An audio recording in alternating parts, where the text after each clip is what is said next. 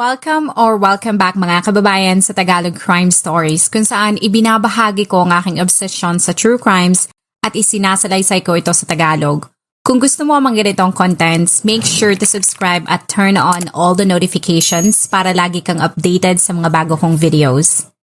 Kung gusto mo naman na suportahan ang aking channel sa ibang paraan, you may do so by checking these options.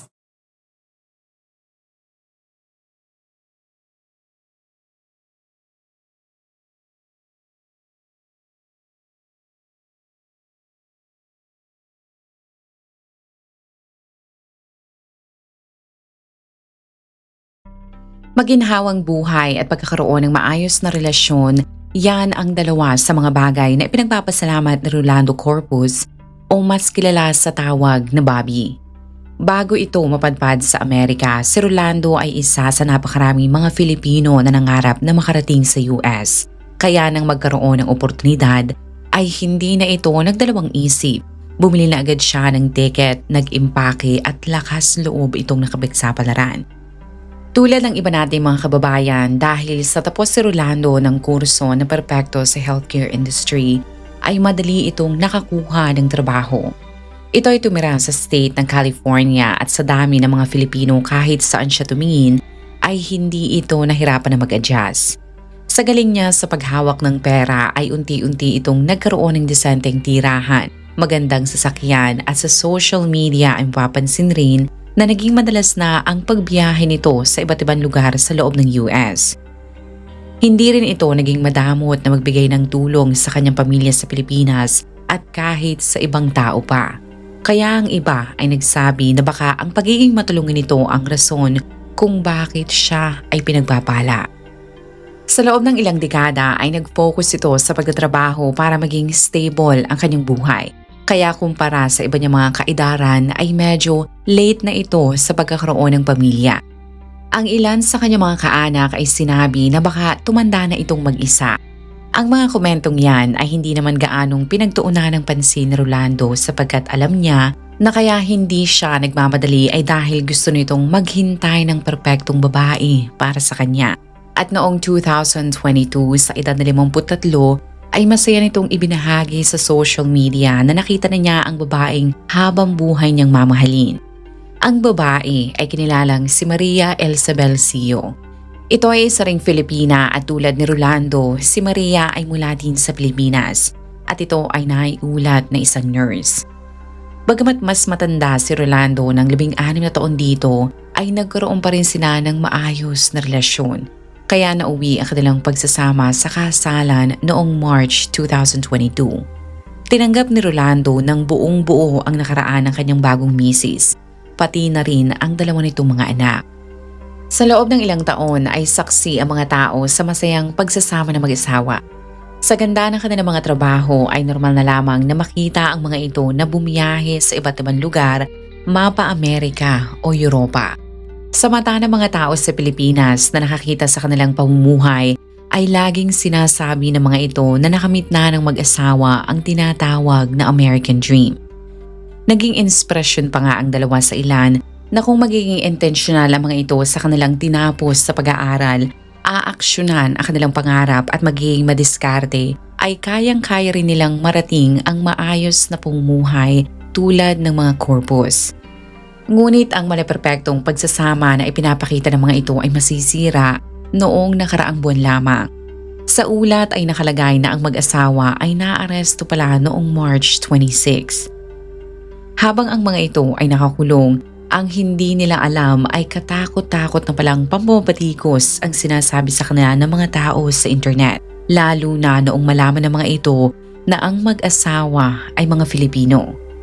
Sa panayam kay San Diego District Attorney Summer Stefan ay kaya pala nila nalaman ang tungkol sa iligal na ginawa ng dalawa ay dahil sa tulong ng Filipino Workers Center na isang non-profit organization mula sa Los Angeles, California. Sa mismong record ng kaso ay nakalagay na sinimulan nilang siyasatin at imbestigahan ang buhay ng mag-asawa nang lumapit sa kanila ang isang babae na kilalanin na lamang natin sa pangalang Eliza. Ito ay isa ring Filipino at naiulat na nagtrabaho sa Rose Garden na isang assisted living facility sa San Diego. Para sa mga hindi pamilyar, yan ay isang espesyal na lugar para sa mga matatandang kailangan ng tulong sa araw-araw. O sa mas simpleng eksplanasyon, para yang apartment kung saan nakatira ang iyong lolo at lola. Maaaring marami pa silang kayang magawa o gawin, ngunit sa assisted living facility ay mayroong mga taong tutulong sa kanila na magluto, magbihis, magpainom sa kanila ng gamot, maglaro, manood ng pelikula at sinisigurado din ng mga ito na ang mga matatanda ay masaya at kontento sa pagtuloy sa kanilang pasilidad. Ibig sabihin, ang assisted living facility ay hindi ospital at hindi rin yan ang lugar na ikaw ay mag-isa. Sa halip ay lugar yan kung saan pwede ka ring mabuhay ng normal at kahit kailan ay pwede kang humingi ng tulong. Kahit tila mabigat sa pandinig ng iba ang magtrabaho dyan, para naman kay Eliza ay hindi yun problema sapagkat bilang Filipino ay nananalaytay sa kanyang dugo ang pagiging matulungin. Sa internet ay makikita mo na ang pasilidad ay merong maayos na review. Kahit mahirap ang kanyang trabaho ay nagtiis si Eliza dahil alam niyang may umaasa sa kanya. Sa hirap ng kanyang pamilya sa Pilipinas ay kailangan nitong magpadala buwan-buwan. Kaya laki ang pasalamat niya sa kanyang trabaho pati na rin sa may-ari ng pasilidad na si Rolando. Bukod sa Rose Garden sa Vista ay pagmamay-ari din pala ng mag-asawa ang isa pang assisted living facility na makikita naman sa Escondido. Sa video na ito ay makikita mo na kung ang mahal mo sa buhay ay ilalagay mo sa pasilidad na yan ay para lamang itong nasa bahay. Ang pinagkaiba nga lamang ay merong taong laging tutulong sa'yo. At tulad ng Rose Garden sa Vista, ang review din sa pasilidad na yan ay maayos. Sa pinagsamang karanasan ng dalawa ay nagawa nilang mapatakbo ang mga pasilidad ng maayos. Kaya ang mag-asawang Corpus ay nagkaroon ng maayos at marangyang pamumuhay. Nang ang mga ito ay kaya ng bumili ng branded at luxury items, ay nag-upgrade na rin ang kanilang lifestyle. Sina Rolando ay laging nasa ibang bansa. At lahat ng yan ay nasa Facebook. Kaya naman nang maaresto ang mga ito ay kaagad nilang ipin-private ang kanilang mga social media accounts para mabawasan ang mga taong bumabatikos sa kanila. Ayon sa mga otoridad ay kaya naman pala maraming pera ang mag-asawa ay dahil sa pagnanakaw ng mga ito.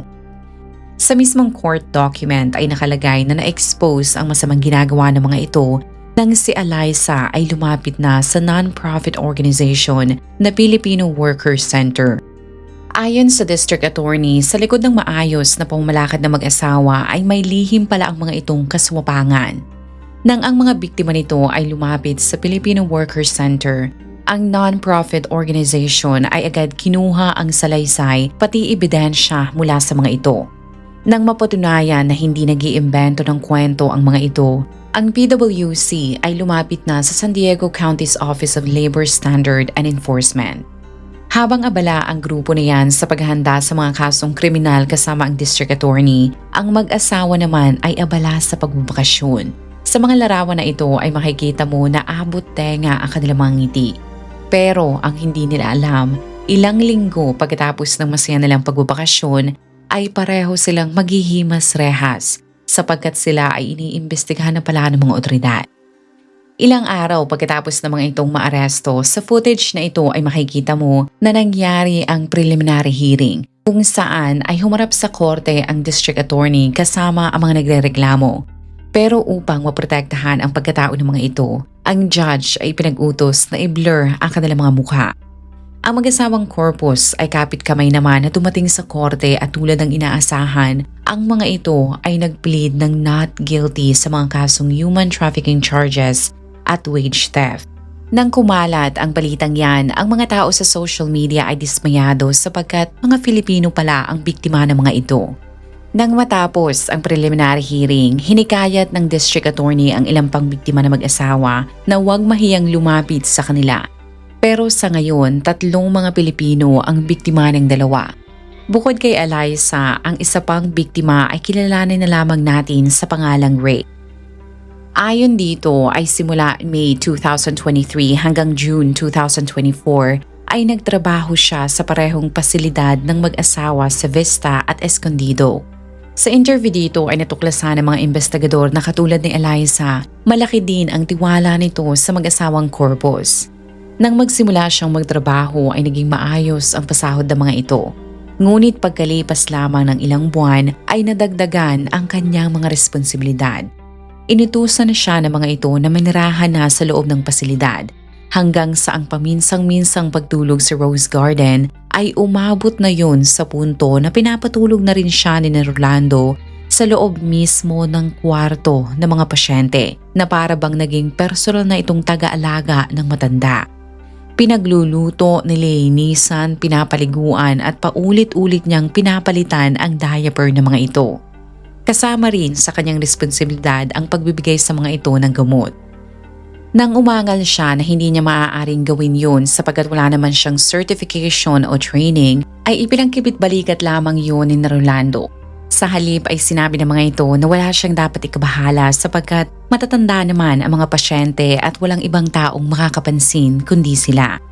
Bukod sa pagtulog kasama ang mga pasyente ay pinagtatrabaho rin sila ng mga ito ng halos 24 oras. Nang magreklamo ay sinabi ni Rolando na hindi nila kailangang magpahinga sapagkat nangangailangan nga di umano ang mga pasyente ng 24-hour care. Nagkandaloko-loko rin ang sahod niya. Sa halip na makatanggap ng sahod pagkalipas ng 2 linggo ay pinapasahuran na sila nito araw-araw na ayon sa Filipino Workers Center ay labag sa batas ng California Minimum Wage Laws. Ang ilan ay sinabi na kaya pala napakayaman na mag-asawa ay dahil sa panloloko ng mga ito. Ikinumpara din ng mga ito sa ilang mga kurap na politiko ang mag-asawa. Ang taong ito ay nagulat dahil dati niya palang kaklase si Maria. Sinabi nito na madalas nga itong mag-post sa social media ng mga designer bags, mahal na sasakyan at mga lugar nitong pinupuntahan. Ang ilan ay naghinala din na baka ang mag-asawa ay ang tipo ng mga taong madalas mag-post ng mga Bible verses. Ang iba ay sinabi na hindi talaga maganda kung ang employer o amo mo ay isang Filipino. Ang 3 biktima ni Rolando ay sinabi na kaya sila pumayag na magtrabaho sa ganong kondisyon ay dahil sa wala silang tamang mga papeles. Sa madaling salita, ang mga ito ay illegal aliens. Sinabi ng mga ito na noong makilala nila ang mag-asawa ay sobra ang kanilang pagtitiwala dahil una, ang mag-asawa ay mga profesional. Ayon sa 3, kung makikita mo ng personal ang mga ito ay hindi mo aakalain na may kasamaan pala ang budhi ng mag-asawa dahil ang mga ito ay maayos na manamit at napakabait ng pagsasalita ng dalawa. Inamin ng 3 na naging open sila kina Rolando tungkol sa kanilang immigration status. Pagkalipas ng masinsinang usapan, ang mag-asawa na awang-awa sa kanila ay sinabi na hindi na nila kailangang bumalik ng Pilipinas. Pinalakas ng mga ito ang kanilang loob sa pagsasabi na mayroon pa silang pag-asa at silang mag-asawa ang magiging daan para sila ay makabangon. Pagkarinig ng mga ito ng alok ng 2 ay mabilis nilang naisip na handa silang gawin ang lahat para sa kanilang mga mahal sa buhay sa Pilipinas. Ang isa pa sa mga rason kung bakit hindi sila nagdalawang isip ay dahil sinabi ni Rolando na kung nahihirapan sila na lumapit sa isang immigration lawyer ay makakahinga na sila dahil sila na ni Maria ang bahala dito. Ngunit upang mas mapadali ang lahat, ang mag-asawa ay sinabi na handa silang kumuha ng abogado na mag-aasikaso sa kanilang mga papeles para kahit illegal sila sa Amerika ay may tsansa pa rin ng mga ito na magkaroon ng green card. Pero ang pagkuha sa immigration lawyer ay hindi libre. Sa kanilang kasunduan ay pumayag silang lahat na ibawas ni Rolando sa kanilang sahod ang ilang porsyento ng bayad sa abogado. Ang kasunduan nilang yan ay verbal agreement lamang, ibig sabihin wala silang pinirmahan na kontrata sapagkat malaki nga ang tiwala nila na ang iginagalang ng mga negosyante tulad ni Rolando ay hindi sila lolokohin. Hindi rin sumagi sa isip ng mga ito na sasamantalahin ng 2 ang kawalan nila ng mga papeles sapagkat kababayan nila si Rolando. Ngunit ayon sa mga biktima, ang ugali ng mag-asawa ay unti-unting nagbago. Dahil sa kawalan ng mga taong gustong mag-apply bilang staff sa Rose Garden, doon na sila pinilit ni Rolando na magtrabaho ng 7 araw sa isang linggo. Kung sila ay magreklamo, ang laging bungad ng mga ito ay isusumbong sila sa mga otoridad. Ang pananakot ni Rolando sa mga ito ay gumana na mahigit 1 taon sapagkat kung ikaw ay nanonood at updated sa balita sa United States, ang ICE ay inatasan na damputin at ipatiport ang mga illegal aliens. Alam ng marami na kung ikaw ay walang mga papeles ay hindi ka lamang papatalsikin. Ngunit malaki din ang posibilidad na matatagalan ka ulit na makapasok sa US dahil ikaw ay mababan. May punto pa nga na kahit kayod kalabaw na sila buong linggo, ang pasahod lamang sa kanila ay $7 o 421 pesos kada oras na sobrang baba kumpara sa $17.75 per hour na minimum wage sa lugar kung saan sila nakatira. Nabunyag rin na hindi rin nagbabayad ng overtime pay ang mag-asawa. Surprise! Hi babe, this for you. Thanks, babe. Kahit na matigas ang ulo ko. Any guess? What's this? What? Any guess? No guess. No guess at all? Okay, thanks for being nice to me, babe. And just gonna say, I love you. Louis Vuitton. Okay, and belated happy wedding anniversary. It's for you, babe. Ang isa sa mga biktima ay hindi na nakatiis at naglakas loob na itong magsumbong na makumpirma niyang kahit $19,000 o 1.1 million pesos na ang naikakalta sa kanyang sahod, ang mag-asawa ay nagbayad lamang pala ng $4,000 sa immigration lawyer. Isa sa mga biktima ay dapat din na nakasahod na ng $175,000 pero hindi yun ibinigay ng mag-asawa. Sa halip ay naniniwala ang mga investigador na ginamit iyon ni Rolando para magkaroon ng sosyal na lifestyle. Sa tindi ng hirap nilang naranasan na parang robot na lamang sila, kahit alam nilang sila ay mga illegal aliens, ay naglakas loob na silang isumbong ang mag-asawa sa non-profit organization na pinapatakbo rin ng mga Filipino. Ayon sa mga otoridad ay kahit illegal aliens ang mga biktima ay meron pa rin ang mga itong karapatan. Idinagdag nila na sa panahon ngayon, ang human trafficking ay para na ring isang modern-day slavery. Gamit ang salaysay ng mga biktima, ang mag-asawa ay inaresto noong nakaraang buwan lamang, March 26. Sa ngayon, si Rolando ay pansamantalang malaya dahil pinayagan sila makapagpiyansa. Kapalit ng pagiging maluwag, ang judge ay iniutos na kunin ang passport ng mga ito sa paniniwala na ang mag-asawa ay mga flight risk, o yung tawag kung ang isang tao ay may kakayahan na lumabas ng bansa para lamang takbuhan ang batas. Ang dalawa ay kinakaharap ang 3 kaso ng human trafficking at pagnanakaw ng sahod na kanilang mga empleyado. Kung mapatunayang guilty, ang mga ito ay may posibilidad na makulong ng halos 2 dekada. Patungkol naman sa immigration status ng mga biktima ay may posibilidad na mabigyan ng mga ito ng green card, pero hindi yun automatic. Kung gusto nilang manatili sa US ay pwede silang bigyan ng special na dokumento na tinatawag na T o U visa na iginagawad sa mga taong biktima ng human trafficking.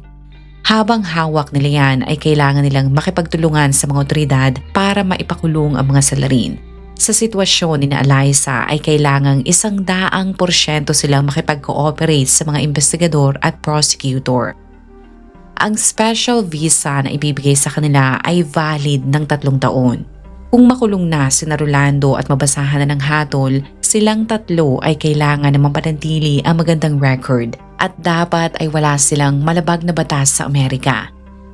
Pagkalipas ng 3 taon ay doon pa lamang sila pwedeng mag-apply at nakadepende sa judge kung gagawaran sila ng green card.